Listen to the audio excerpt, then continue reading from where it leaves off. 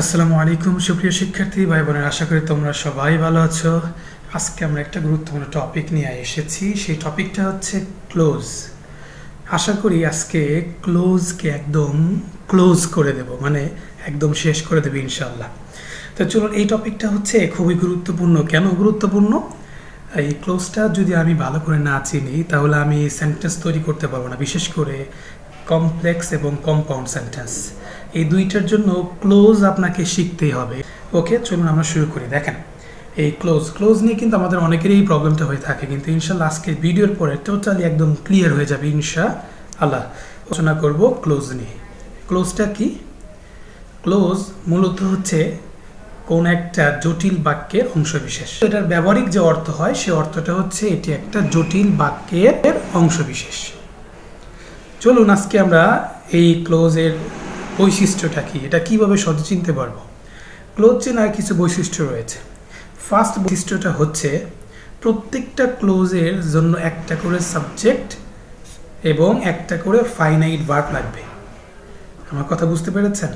প্রত্যেকটা ক্লোজের জন্য একটা সাবজেক্ট এবং একটা ফাইনাইট ভার্ব লাগবে। এখন অনেকের প্রশ্ন হতে, সাবজেক্ট তো বুঝলাম, ফাইনাইট ভার্বটা কি? ফাইনাইট ভার্বের অনেকগুলো ফর্ম আছে। যেমন আমি যদি একটু বলি এখানে, যেমন বেস ফর্ম, প্রেজেন্ট ফর্ম,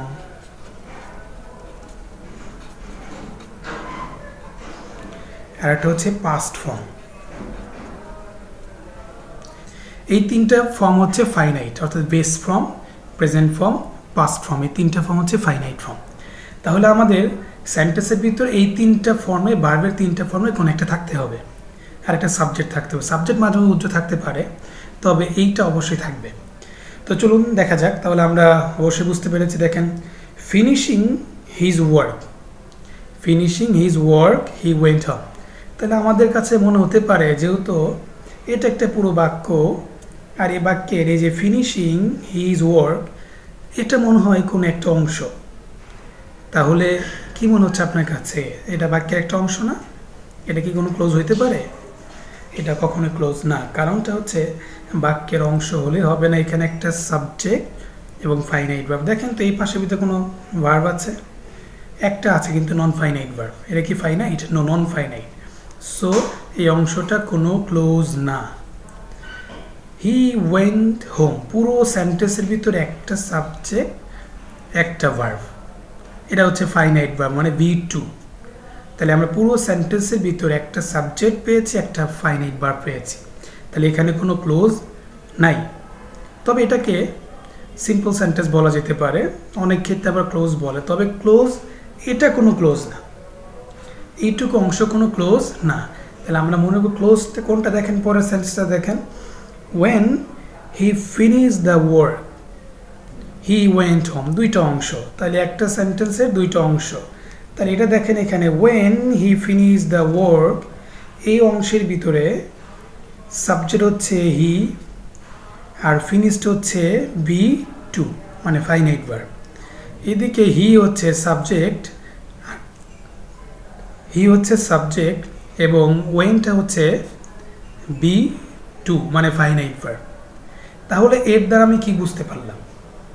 যে উভয় পাশে, দুই পাশে দুইটা সাবজেক্ট আছে, দুইটা ফাইনাইট ভার্ব আছে। তাহলে এইটা একটা ক্লোজ, এইটা একটা close.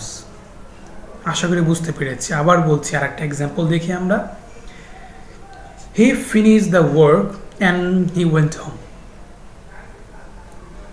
He finish the work and he went home. এই সেন্টেন্সটা দেখেন, এখানে he finished, he subject, finished হচ্ছে V2, মানে ফাইনাইট ভার্ব। এর পাশে হি সাবজেক্ট, ওয়েন্ট V2। তাহলে সাবজেক্ট আর V2 পেয়েছি আমরা। আশা করি বুঝতে পেরেছি। তাহলে এটা একটা ক্লোজ, এই অংশটা একটা ক্লোজ, আর এই অংশটা একটা ক্লোজ। তাহলে এখানে কয়টা ক্লোজ আছে? দুইটা ক্লোজ আছে। তাহলে ক্লোজ হতে হলে কি হতে হবে? এটা একটা বাক্যের অংশ, আর অবশ্যই সে অংশের ভিতরে একটা সাবজেক্ট থাকবে, একটা সাবজেক্ট থাকবে, আর একটা ফাইনাইট ভার্ব থাকবে। আশা করি এই ক্লোজ জিনিসটাকে এটা বুঝতে পেরেছেন। এখন আসেন ক্লোজ সম্পর্কে আরও জানি। ক্লোজের প্রকারভেদ, ক্লাসিফিকেশন অফ ক্লোজ। এই ক্লোজের প্রকারভেদ, ক্লোজ কত প্রকার? ক্লোজ হচ্ছে তিন প্রকার। কত প্রকার? তিন প্রকার। এই তিন প্রকার ক্লোজগুলো কি কি আমরা আশা করি অনেকেই জানি, তবে আরও একটু আজকে ভালো করে শিখবে ইনশাল্লাহ। দেখেন, প্রথমত প্রিন্সিপাল ক্লোজ, এরপর একটা সাবঅর্ডিনেট ক্লোজ। প্রিন্সিপাল মানে হচ্ছে প্রধান, তিনি কারোর উপর ডিপেন্ড করেন না, নির্ভর করেন না। যেহেতু তিনি কারোর উপর নির্ভর করেন না, এই ক্লোজটা স্বাধীন, সেজন্য একে আবার ইন্ডিপেন্ডেন্ট ক্লোজও বলা হয়। ইন্ডিপেন্ডেন্ট মানে কি? স্বাধীন, মানে এই ক্লোজটা হচ্ছে স্বাধীন, সেজন্য একে প্রিন্সিপাল ক্লোজ অথবা ইন্ডিপেন্ডেন্ট ক্লোজ বলা হয়। অন্যদিকে এটা দেখেন, সাবঅর্ডিনেট ক্লোজ হচ্ছে পরাধীন। এই ক্লোজটা হচ্ছে পরাধীন, মানে অন্য একটা ক্লোজের উপর ডিপেন্ড করে চলে এই ক্লোজটা, সেই জন্যেই এই ক্লোজটাকে বলা হয় ডিপেন্ডেন্ট ক্লোজ। তাহলে আমরা ক্লোজ তিন প্রকারের ভিতরে অন্তত দুই প্রকার প্রথমে পেয়েছি, principal clause, subordinate clause. Principal clause হচ্ছে প্রধান, উনি কারোর উপর ডিপেন্ড করেন না, সেজন্য তার অপর নাম হচ্ছে ইন্ডিপেন্ডেন্ট ক্লোজ। আর সাবঅর্ডিনেট ক্লোজ হচ্ছে এমন একটা ক্লোজ যা প্রিন্সিপাল ক্লোজের উপর নির্ভর করে, সেজন্য একে বলে ডিপেন্ডেন্ট ক্লোজ অথবা সাবঅর্ডিনেট ক্লোজ। আশা করি এই দুইটা ক্লোজের সংজ্ঞাটা কি, ক্লোজ কি, এটা বুঝতে পেরেছি। এখন চলুন একটু আমরা এক্সাম্পল দেখি, তাহলে আরও ভালো ক্লিয়ার হয়ে যাবে ইনশাল্লাহ।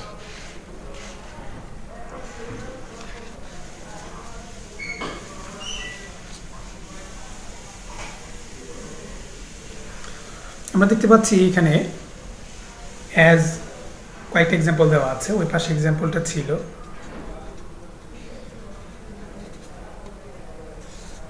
এক্সাম্পলগুলো কি কি? As water was very cold. As water was very cold, I could not drink it. একটু ভাবেন তো, যেহেতু পানি ঠান্ডা ছিল, এটা একটা অংশ, এটা একটা ক্লোজ, এটা কিন্তু শিওর, কারণ এই যে ওয়াটার একটা সাবজেক্ট, এটা হচ্ছে ভার্ব, এই পাশে একটা সাবজেক্ট, এই পাশে একটা কুড নট ড্রিঙ্ক, এটা একটা ভার্ব। তাহলে আমরা বুঝতে পারলাম এটা একটা ক্লোজ, এটা একটা ক্লোজ। তবে এটা এখন কোনটা কোন ক্লোজ, এটা কীভাবে চিনব?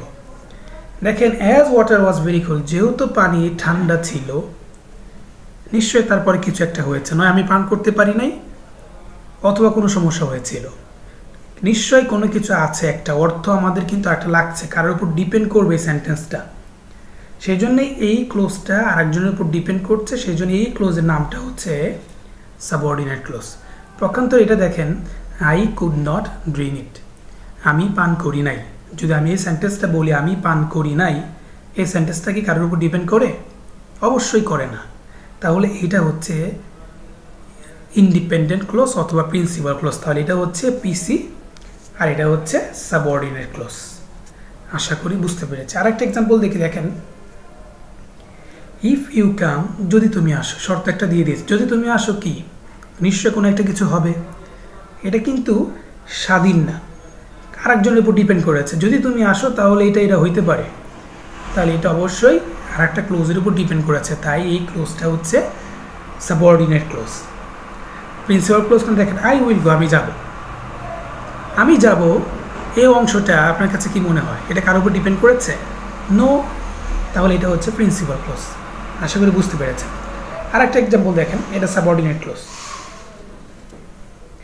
আচ্ছা, এরপরে দেখেন, অলদো হি ইজ পোর, যদিও সে গরিব, কি হয়েছে? নিশ্চয় আরেকটা কিছু বলতে হবে। তাহলে এই যে অলদো হি ইজ পোর, এটা হচ্ছে কারোর উপর ডিপেন্ড করেছে, এটা সাবঅর্ডিনেট ক্লোজ, এটা হচ্ছে সাবঅর্ডিনেট। আর এই পাশেরটা হি ইজ অনেস্ট, এটা হচ্ছে প্রিন্সিপাল ক্লোজ।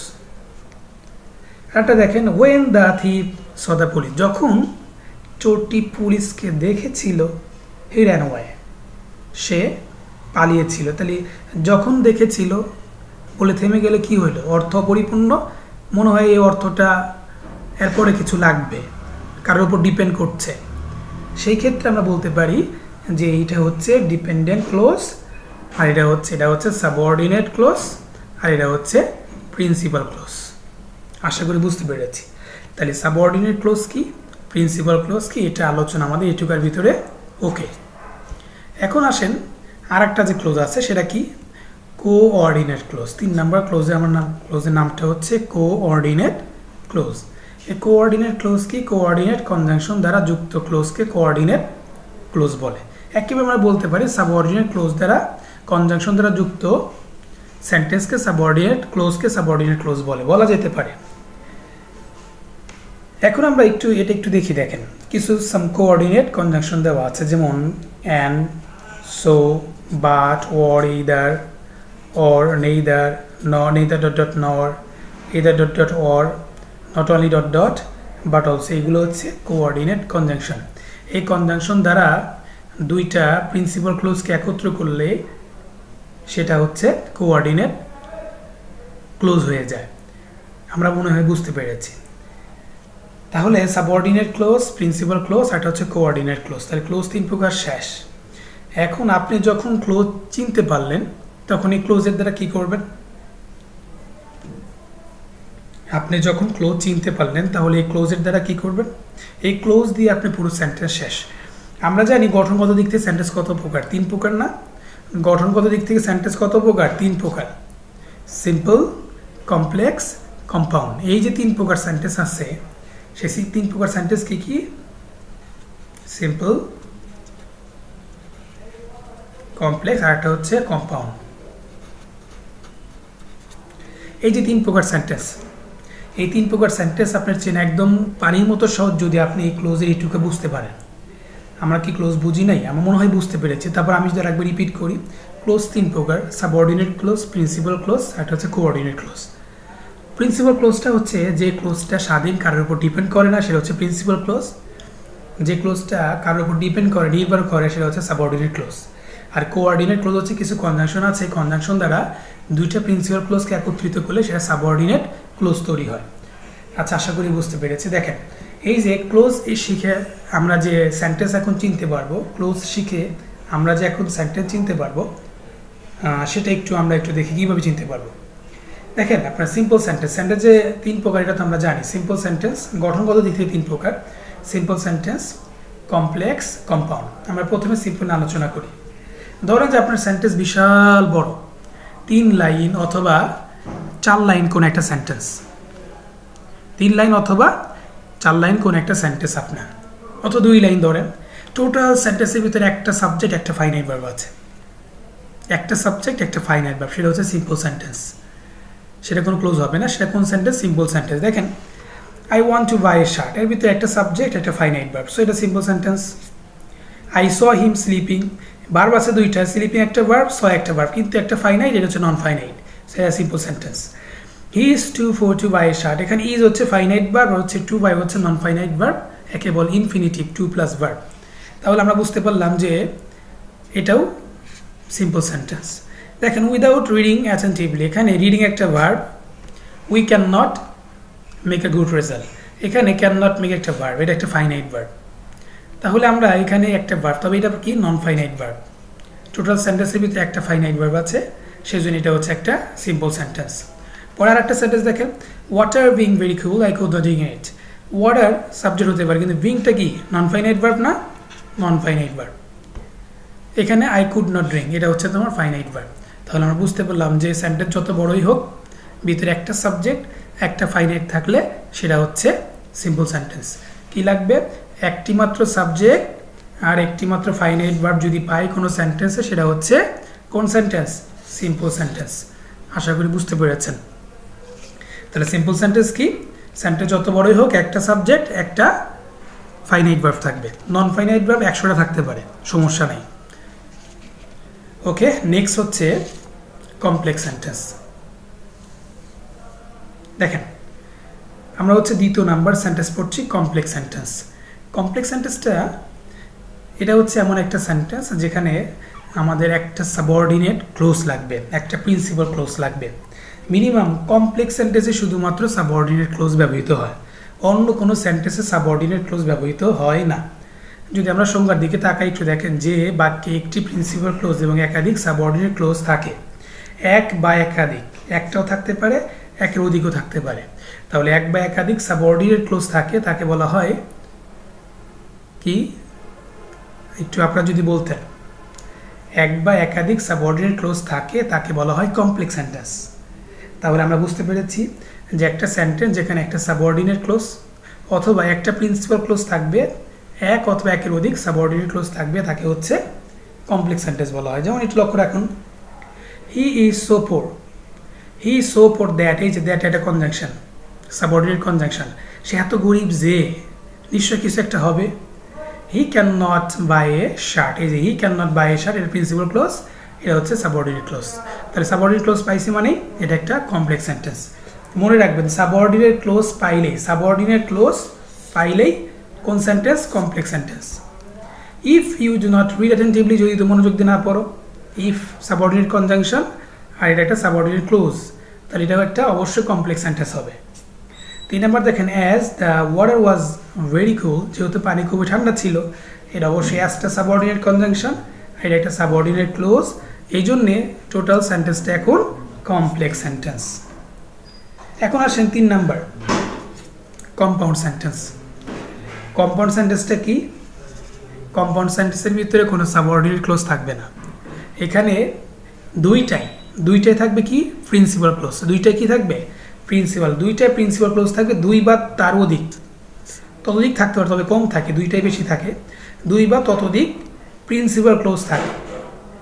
এবং এই দুইটা প্রিন্সিপাল ক্লোজ যুক্ত করা হয় সাবঅর্ডিনেট, এর ভিতরে কি দ্বারা ক্লোজ তৈরি করা? কোঅর্ডিনেট কনজাংশন দ্বারা, কোঅর্ডিনেট কনজাংশন দিয়ে। আমরা তাকে পড়েছিলাম। তাহলে হচ্ছে দুইটা প্রিন্সিপাল ক্লোজ একটা কোঅর্ডিনেট কনজাংশন দ্বারা যুক্ত করলে সেটা একটা দুইটা প্রিন্সিপাল ক্লোজ হবে, আর এটাকে বলা হয় কম্পাউন্ড সেন্টেন্স। মানে এক কথা কোঅর্ডিনেট ক্লোজ পাওয়া যায় কম্পাউন্ড সেন্টেন্সের ভিতরে। আমরা যদি এটা আরেকটু ক্লিয়ার করি, কম্পাউন্ড সেন্টেন্স মানে কি? 2 বা তার অধিক কমপ্লেক্স, 2 বা 2 এর অধিক প্রিন্সিপাল ক্লোজ থাকবে, এর ভিতরে কোনো সাবঅর্ডিনেট ক্লোজ থাকবে না, এর ভিতরে কোনো সাবঅর্ডিনেট ক্লোজ থাকবে না। 2 বা 2 এর অধিক কি থাকবে? প্রিন্সিপাল ক্লোজ থাকবে। আর 2 বা 2 এর অধিক প্রিন্সিপাল ক্লোজটা যুক্ত হবে একটা কোঅর্ডিনেট কনজাংশনের মাধ্যমে। যেমন একটা এক্সাম্পল দেখেন, এক্সাম্পল যদি আমরা দেখি প্রথমে, he is very poor, he is very poor, so একটা কোঅর্ডিনেট কনজাংশন। এটাও তো আপনার সাবজেক্ট একটা, ভার্ব একটা, এখানেও সাবজেক্ট একটা, ভার্ব একটা। আমরা দেখতে পাচ্ছি এটাও প্রিন্সিপাল ক্লোজ, এটাও প্রিন্সিপাল ক্লোজ, কেউ কারোর উপর ডিপেন্ড করে নাই, মাঝখানে বসেছে একটা কোঅর্ডিনেট কনজাংশন। তাহলে এই দুইটা প্রিন্সিপাল ক্লোজ মিলে কোঅর্ডিনেট কনজাংশন যুক্ত করে এটাকে বানানো হলো কি? Compound sentence. আরেকটা দেখেন, রিড অ্যাটেন্টিভলি, মনোযোগ দিয়ে পড়ো। এখানে উজ্জ আছে, ইম্পারেটিভ সেন্টেন্সে জানি কি উজ্জ থাকে? ইউ। ইম্পারেটিভ সেন্টেন্স যখন সাবজেক্ট হিসাবে ইউ বসে তখন এটা উজ্জ থাকে। তাই এখানে you read attentively or you can not make a good result, এই সেন্টেন্সটা যদি আমরা লক্ষ্য রাখি, দেখেন এটাও একটা প্রিন্সিপাল ক্লোজ, এটাও একটা প্রিন্সিপাল ক্লোজ। সো দুইটা প্রিন্সিপাল ক্লোজ যেহেতু পেয়েছি, এর মানে বুঝতে পারলাম যে এটা একটা, আর কনজাংশন দ্বারা অ্যাড করা হয়েছে কোঅর্ডিনেট কনজাংশন দিয়ে, সেই জন্য আমরা বলতে পারি এটা একটা কম্পাউন্ড সেন্টেন্স। লাস্টের একটা এক্সাম্পল দেখি, the water was very cool, so যেহেতু the water was very cool, এটা একটা principal clause, I could not drink, এটা একটা প্রিন্সিপাল ক্লোজ। দুইটা প্রিন্সিপাল ক্লোজ যুক্ত হয়েছে একটা কোঅর্ডিনেট কনজাংশনের দ্বারা, সো এটা একটা কম্পাউন্ড সেন্টেন্স। আশা করি আমরা বুঝতে পেরেছি। তাহলে ক্লোজ, আমরা প্রথমত ক্লোজ চিনলাম, ক্লোজের প্রকারভেদ পড়লাম, ক্লোজ কি সেটা জানলাম, এরপর ক্লোজের প্রকারভেদ পড়লাম, ক্লোজগুলো ভালো করে চেনার পর আমরা চলে আসলাম এই ক্লোজ দিয়ে কীভাবে সেন্টেন্স চেনা যায়। সেন্টেন্স চিনে গেছি, এরপর আরেকটা কিছু ক্লু রয়েছে আপনাদের জন্য। দেখেন, সিম্পল, কমপ্লেক্স, কম্পাউন্ড, এই সেন্টেন্সগুলোর জন্য কিছু কনজাংশন আছে, সেগুলো কি কনজাংশন এবং অথবা কিছু ফ্রেজ ওয়ার্ড আছে, সেগুলো আমরা একটু এক নজর মনে রাখবো ইনশাল্লাহ। তো প্রথমে দেখেন, সিম্পল সেন্টেন্সে ব্যবহৃত কিছু word, in spite of, despite, because of, by plus gerund, without plus gerund. এরপর হচ্ছে এটা হচ্ছে মিস্টেক হয়েছে, প্রেজেন্ট পার্টিসিপল হবে এটা।